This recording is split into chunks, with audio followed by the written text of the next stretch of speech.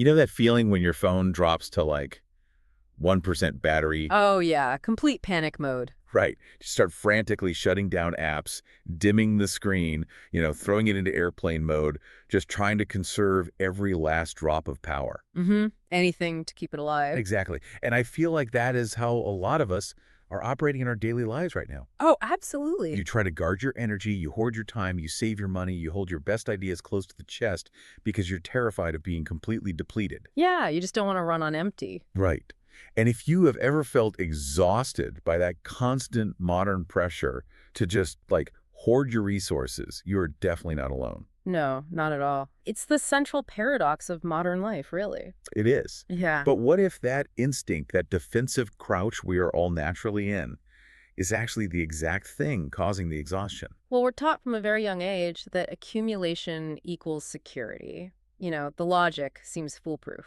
Yeah, bigger bank account, bigger moat around the castle. Exactly. The wider the moat, the safer and more energized you'll supposedly feel.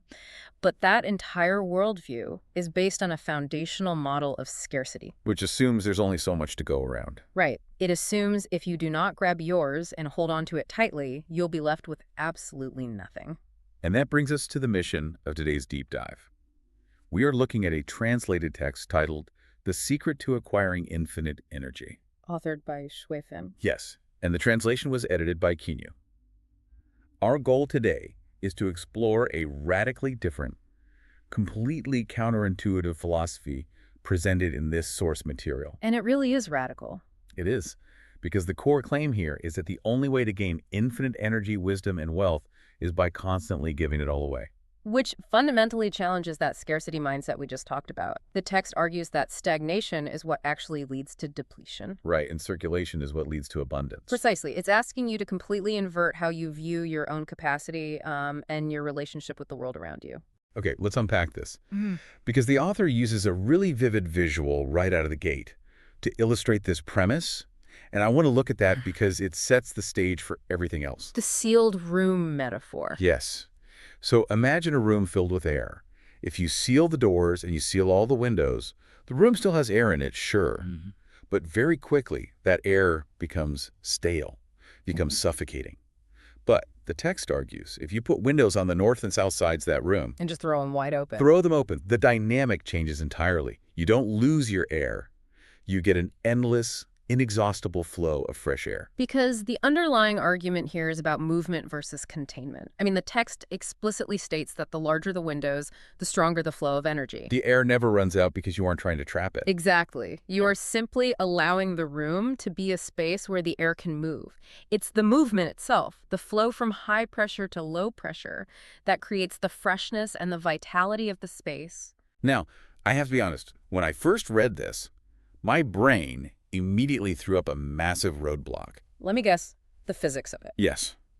I had this logical pushback based on like basic middle school physics. From a strict physics standpoint, energy is conserved, right? If I have $1 and I give you $1, I literally have one less dollar. You do. If I spend an hour helping you, I have one less hour for myself. So how does this philosophy actually work without a person just going bankrupt emotionally, physically, or financially? Well, that is the natural, logical question to ask, and the text anticipates it by introducing a businessman analogy to bridge that conceptual gap. Okay, it on me. According to the author, a businessman doesn't actually make a profit by taking a pile of money and locking it in a vault. Right, it just sits there. Exactly. Right. The secret to generating wealth in business is the rapid circulation of capital. The faster the money moves, buying goods, paying wages, selling products, the more profit is generated. So it's about the speed of the transaction. Yes. If the businessman just holds onto the cash tightly and refuses to let it circulate, the text literally calls that capital dead. It can't earn a single penny sitting in a vault. So the text isn't denying basic math, but rather shifting the focus to how value is actually created through transactions. That is the mechanism, yeah. And this analogy introduces how the broader philosophy operates. The author explicitly divides reality into two distinct spheres, Which are? the material world and the non-material world. And this division is the key to resolving your physics roadblock. Oh, I see. The text acknowledges that in the material world, the laws of conservation you mentioned totally apply. from a purely material perspective, if you give away a physical apple, I have fewer apples. right, your pile of apples physically decreases. But the text is primarily focused on the other sphere. Correct. It argues that from a non-material perspective, so when we are talking about concepts like energy, wisdom, spirit, or vitality, the rule entirely flips. It operates in reverse. Completely in reverse. In the non-material world, the more you release, the more your energy actually increases. The laws are diametrically opposed. So in the physical realm, giving diminishes your supply. Yeah. But in the spiritual or energetic realm, giving multiplies your supply. Exactly. Wow, that distinction changes the entire framework. Let's take this abstract concept of capital or air flowing through a room and apply it to actual human beings, which the text does next. Right. It moves from the abstract to the personal. Yeah, it uses the example of a beloved singer. The argument is that a singer earns respect and honor not by hoarding their voice, but by continuously performing. Because the more they sing, the more active their artistic selves become. Exactly. Their skills improve because they are constantly outputting. But if they stop singing, if they try to save their voice for fear of losing it, They fade from memory. right, their talent actually diminishes and they fall into obscurity. They close the windows of the room and the artistic air goes stale. Yeah, and this is an analogy that helped it click for me. It's exactly like a muscle. Oh, that's a perfect parallel. If you try to, save your muscle energy by sitting on the couch all day, Yeah. you don't end up with an abundance of physical energy. Mm. You actually atrophy. You get weaker. You get weaker, you feel more lethargic. You only build physical energy and capacity by tearing the muscle down, by expending the energy on a run or at the gym. And that parallel aligns perfectly with the source material. In fact, the text makes that exact point regarding the physical body. Oh, it does. Yeah, it states that the more a person labors and exercises, the more vibrant and energetic their body becomes. Which makes sense. Conversely, the more they indulge in inactivity and attempt to conserve their physical energy, the weaker the body gets and the more fatigued they feel on a daily basis. It is entirely counterintuitive to the scarcity mindset, but also instantly recognizable when you apply it to physical training. Well, the author then takes this principle, which we can observe in singers and athletes, and applies it to the realm of the mind. The text argues that wise people operate under the exact same non-material rule. A wise person is defined in this framework as someone who continually dedicates their wisdom to others and to society. So they aren't just sitting in a library refusing to publish or speak. No, not at all. The text argues that the more quickly and generously a person gives their wisdom away, the more their wisdom actually grows and perfects itself. By releasing it, they learn more. Exactly. By releasing their knowledge, they are not emptying their intellectual bank account. They are forcing themselves to learn more, to adapt, and to refine their understanding. They multiply their intellectual wealth through the act of giving it away. The text uses a very specific quote to illustrate this point about wisdom, actually. It says, "Half an acre of square pond looks like a mirror. The light of the sky and the shadow of the clouds linger together. Ask the canal how it stays so clear, because there is a source of living water." It's beautiful imagery, and if we break down the mechanics of that imagery within the context of this philosophy, it reveals a lot. Well, a pond doesn't stay crystal clear because it perfectly traps and holds onto water. If it simply acts as a container with no outlet, it inevitably becomes a stagnant, algae-filled swamp. Right, it just gets gross. Exactly. The pond only maintains its clarity, its ability to reflect the sky and the clouds, because it does two things simultaneously. It accepts the water and lets it go. Yes, it accepts an endless stream of living water from a source, and crucially, it lets that water flow out. It acts as a conduit, not a container. A conduit, not a container. I love that. Here's where it gets really interesting, though. The text scales this concept far beyond athletes or philosophers. It brings in the heavy hitters. It really does. It brings in significant spiritual precedents, specifically pointing to Jesus and Buddha. Both are described by the author as figures who continuously, relentlessly released their energy into the human world. They didn't hold back or isolate their teachings. And as a direct result of that continuous release, The text claims they gained an energy that was unprecedentedly immense. There is a specific quote from Jesus that the author includes. "For whoever has, more will be given to them, and whoever does not have, even what they have will be taken from them." now, out of context, that statement can sound incredibly harsh. Yeah, it almost sounds like an endorsement of inequality, like the rich get richer and the poor lose everything. Exactly. But if we connect this to the bigger picture, viewed through the lens of this specific text, it takes on a completely different mechanical meaning. Right. It becomes a statement about the mechanics of spiritual capacity. Yes. If you give, if you release your energy or wisdom, you become the clear pond. You create the capacity within yourself to receive more. And if you hoard, If you hoard, if you do not have the willingness to give, then you are the sealed room.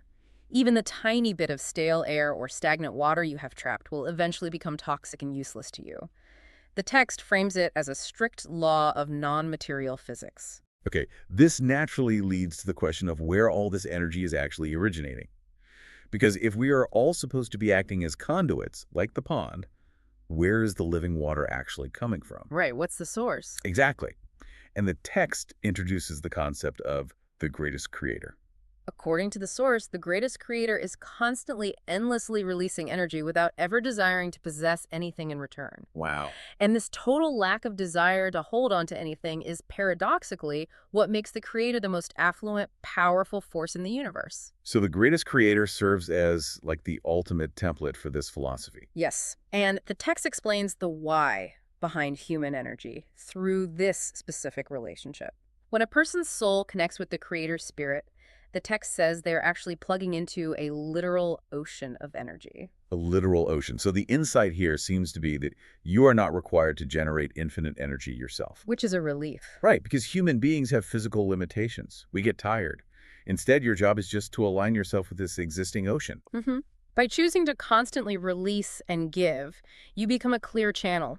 You aren't the source of the water. You are the canal that allows the living water to flow through you to others. And the moment you pinch the wire, the moment you decide to be stingy, to protect your resources, and withhold your energy or wisdom, you disconnect yourself from the ocean. You dry up. Exactly. The philosophy hinges on the idea that your personal energy is entirely dependent on your willingness to be a mechanism of distribution rather than a mechanism of storage. Okay, so we have looked at the theoretical side, the physics analogies, the biological parallels, the spiritual precedents. But the author, Zhefeng, isn't just presenting this as a thought experiment. No, he claims to be living it out in practice today. Yes. The text transitions into a modern-day application centered around a community he calls Lifechanyuan. And the members of this community are referred to in the text as the Chanyuan Celestials. Shifeng explains that his personal practice of releasing energy is manifested through his writing. He writes daily to release his wisdom. The text actually lists several specific chapters he has produced to this, end titles like the Preaching Tao chapter, the Non-Material World chapter, the Attainment of Buddhahood chapter, and the Wisdom chapter. He's prolific. Yeah. He claims to have oceans of advanced knowledge regarding self-improvement, health, and the mysteries of life, and he is just constantly giving it away to this Lifechanyuan community. He is attempting to embody the open window metaphor on a daily basis. But this brings me to a very practical, almost aggressive pushback. Uh-oh. Let's hear it. Well, if Shofeng is spending all his time generating this incredibly deep, advanced knowledge, and then just giving it all away for free to the Lifechanyuan community, how does the text justify his claim, which he makes very boldly, that he is probably one of the richest people in the world? That's a huge claim. Right. If everyone is just constantly giving their resources away, how does the text reconcile the actual physical maintenance of this community? Who is paying the mortgage on the buildings? Well, it's a valid point, and the text answers it by executing a complete redefinition of what wealth actually is. Okay. If you are looking at a traditional bank ledger or a real estate portfolio, the math simply does not work. But the text redefines wealth not as accumulated capital, but as community and total connection. I need you to break down the mechanics of that community model because it sounds idyllic but practically very complex. Sure. So the author views the Chanyuan Celestials not just as followers or readers of his chapters, but as his literal brothers, sisters, family, and loved ones. Right. He argues that as this community grows, his wealth grows commensurately. The text presents a hypothetical scenario to illustrate the point. If there are 10,000 Celestials spread across the globe, and they all operate on the strict principle of extreme generosity and shared resources, then Shivenga essentially has a home everywhere on Earth. Wow. His living space, his access to resources, spans the entire planet because the community acts as a single open system. Wait, having 10,000 doors open to you sounds conceptually fascinating, but from a purely practical standpoint, it relies entirely on every single member of that community fully buying into the non-material rule. Yes, it requires total buy-in. Because if even a few people start hoarding, the whole system breaks down. What's fascinating here is that the text actually anticipates this. It isn't just a passive description of this community. It contains a very sharp, aggressive critique of the opposite mindset. Really? Oh, yeah. The author does not hold back when discussing people who refuse to share or participate in this open circulation. Yeah, he targets people who try to absorb wisdom without ever giving anything back. He refers to these individuals who want to, like, profit from nothing as having blinded their own spirit. He specifically calls out the tropes of the reclusive sage or the hidden dragon. Which is funny because usually those are archetypes we revere. Right. In many cultural traditions, the wise master who hides away on a mountain keeps their profound knowledge a secret and waits for a worthy student to find them. That's the ideal. But Sufeng calls them foolish idiots. Because in the framework of the non-material world we explored earlier, hoarding knowledge isn't a sign of mastery or high status. It is a symptom of spiritual poverty. So they're basically spiritually broke. Exactly. The text argues that these people who lament that no one understands them or that the world isn't ready for their wisdom are actually just selfish and self-centered. Wow. They are calculating their own small material benefits, and as a direct mechanical result of pinching that wire, they end up lonely, isolated, and disconnected from the ocean of energy. There's a proverb the text drops in here to summarize this dichotomy.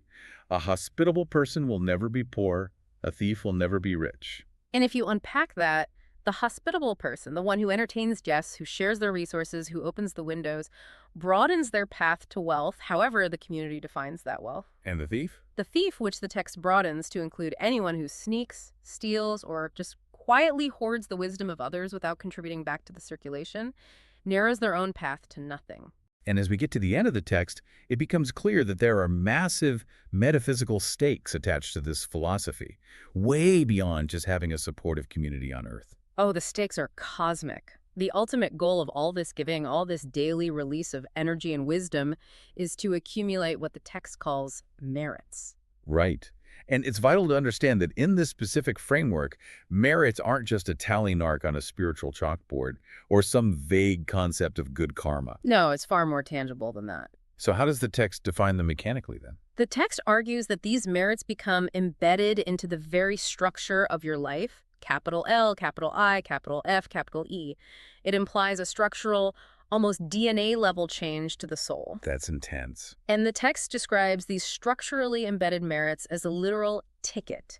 It is the foundation required for transcending the mundane material world. It is explicitly described as the ticket to ascend to heaven, or what the text refers to as the Celestial Islands continent. So this isn't just like life advice about feeling more energized during a Tuesday afternoon meeting. No, not at all. It is framed by the author as the literal evolutionary mechanism of the human soul. Precisely. The text claims that your eternal trajectory is determined by your willingness to act as a conduit rather than a container while you are here. So what does this all mean? To summarize what we've covered, we started this deep dive talking about the exhaustion of modern life, the feeling of running on a 1% battery because we are trying so desperately to hold on to what little we have. But the text we explored today, the secret to acquiring infinite energy, flips the script entirely. It tells us that our exhaustion isn't coming from giving too much. It is coming from hoarding too tightly. Right. Whether it is the air in a room, the capital in a business, the voice of a singer, or the wisdom of a sage, the text argues the underlying law remains the same. Wealth and energy are not defined by what you can accumulate, but by what you are willing to circulate. Ultimately, Shui Feng's text leaves its readers with a stark ultimatum. It argues forcefully that secular values, the constant tracking of immediate material benefits and the instinct to build walls, will just bankrupt your spirit. Yeah. Instead, it challenges its followers to radically dedicate their energy to its specific vision of truth, goodness, beauty, and love, promising that this is the only true mechanism for eternal abundance. And it really reminds us that critical thinking means questioning our default assumptions, like the assumption that holding onto our resources keeps us safe, when this text argues it actually makes us spiritually and energetically poor. It certainly asks you to question the default mechanisms you use to protect yourself. And that leads to a final thought we want to leave you with, something that wasn't directly in the text, but applies this logic to how we live today. Let's hear it. If this text is right, And energy only grows when it truly circulates. What does that mean for how we interact in our digital lives? Yo, that's a great question. Right. When we spend hours pouring our thoughts, our creativity, or our outrage into social media platforms, are we actually acting as a conduit, giving energy to a real community? Or are we just emptying our reserves into an algorithmic void Yeah. that profits off our exhaustion and never circulates that energy back to us? Wow. It's definitely something to think about the next time you feel your battery draining.